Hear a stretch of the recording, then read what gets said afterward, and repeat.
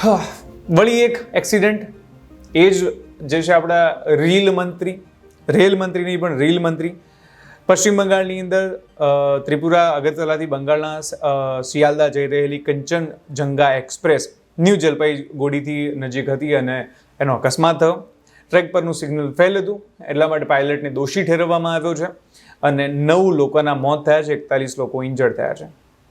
ભારે વરસાદ પડતો હતો એટલે સિગ્નલ જે છે ખરાબ હતા અને એમને અલગ અલગ પાસ આપવામાં આવ્યા હતા અને આવી ઘટનાથી પરિણામે 2 ટ્રેનો અથડાઈ અને અકસ્માત થયો.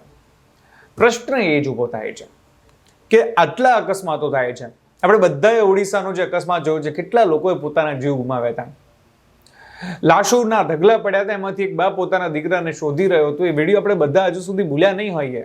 રાજકોટની જે હમણાં ઘટના થઈ, એ ઘટના આપણે હજુ સુધી ભૂલ્યા નથી. ચલો, રાજકોટ તો એક ટીઆરપી ગેમ ઝોન હતો, પ્રાઇવેટ લોકોનો હતો, પ્રાઇવેટ લોકોએ કર્યું, તો એટલા માટે થઈને આપણે તેમ છતાં આપણે સરકાર ઉપર રોષ ઠાલવીએ છીએ. તો સરકારી તંત્ર છે, રેલવે તો સરકારની છે. જો વંદે ભારતનો શ્રેય રેલ મંત્રીને જતો હોય, વંદે ભારતનો શ્રેય લેતા હોય, કહેતા હોય કે અમારા કાર્યકાળમાં અમે વંદે ભારત આપી, ખૂબ સરસ, ખૂબ સારું કામ, બુલેટ ટ્રેન આપી, ખૂબ સારું કામ, આભાર, ધન્યવાદ તમારો, તો પછી શું અકસ્માતનો જે એમની જવાબદારી છે એ શું આ રેલ મંત્રીની નથી આવતી? સોશિયલ મીડિયામાં રેલ મંત્રી અશ્વિની વૈષ્ણવને રેલ મંત્રી નહીં પરંતુ રીલ મંત્રી કહેવામાં આવે છે, કારણ કે વારે ઘડીએ 4K ની અંદર વંદે ભારતના વિડીયો મૂક કરશે. સાહેબ, ખૂબ આભાર તમારો કે તમે વંદે ભારત લાવી છે, ખૂબ ખૂબ આભાર, પણ રિયાલિટીમાં થોડાક જુઓ. જે વંદે ભારતની ટિકિટો છે એ ઓનલી અપર મિડલ ક્લાસ અને એનાથી ઉપરના લોકો જ અફોર્ડ કરી શકે એમ છે. મિડલ ક્લાસ કે ગરીબ લોકો અફોર્ડ કરી શકે એમ નથી. મિડલ ક્લાસ કે એનાથી નીચેના જે લોકો છે એ લોકો કાં તો સ્લીપર ટિકિટ કરી શકે છે, અને જે ગરીબ લોકો છે તો જનરલ ડબ્બામાં જ આવે છે. આ જનરલ ડબ્બાની અને આ સ્લીપર ક્લાસની એકવાર હાલત જુઓ. એકવાર આપણા દેશના રેલ મંત્રી જરાક જાયર ટ્રેનોમાં એના જનરલ ડબ્બામાં એકવાર મુસાફરી કરીને બતાવે. મુંબઈની લોકલ ટ્રેનોની હાલત જોવી જોઈએ. નો ડાઉટ આપણે ત્યાં વસ્તી ઘણી છે, ઘણા બધા પ્રોબ્લેમ્સ છે, બટ એ પ્રોબ્લેમને આપણે ક્યારે ટેકલ કરીશું? આપણે 21મી સદીમાં આવ્યા છીએ, એઆઈનો જમાનો છે. ખરેખર ખૂબ જરૂર છે રેલ મંત્રીએ આવી તમામ બાબતો પર ધ્યાન આપવાની. નો ડાઉટ કે તમે વંદે ભારત લાવો છો, બુલેટ ટ્રેન, ખૂબ સરસ કામ છે. જે પશ્ચિમી દેશો છે એમની સમકક્ષ આપણે જઈ રહ્યા છે. અમદાવાદની જે મેટ્રો છે એ વિદેશી દેશોના એના સમકક્ષ આવી મેટ્રો છે. આવી ઘણી બધી જગ્યાઓ છે જ્યાં આગળ આપણે વિદેશી દેશોના સમકક્ષ છીએ, પરંતુ યાદ રાખો કે વિદેશોની અંદર આવી રીતે અકસ્માતથી લોકોના મૃત્યુ નથી થતા. ત્યાં જો આવી કોઈ ઘટના બને, એક જણનું મૃત્યુ થયું હતું, મને યાદ છે, કોઈ હોસ્પિટલની અંદર કેશાકમાં, અને પોર્ટુગલના આરોગ્ય મંત્રી રાજીનામું આપી દીધું હતું કે મારી જવાબદારી છે એમ કરીને. અને આપણે ત્યાં રેલ મંત્રી રીલો મૂકવામાંથી ઊંચા નથી આવતા.